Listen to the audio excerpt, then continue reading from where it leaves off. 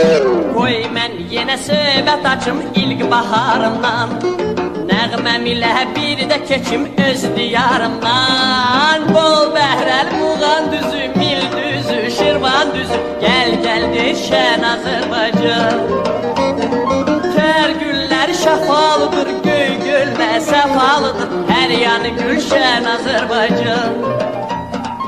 El qızlar düzüm düzüm Kür qırağında, min gül açır Gəncəmizin hər budağında.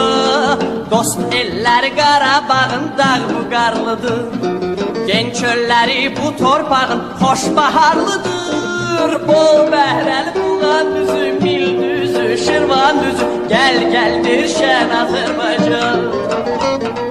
Tər güllər vəfalıdır, göy gölmə səfalıdır, hər yanı gülşən Azərbaycan.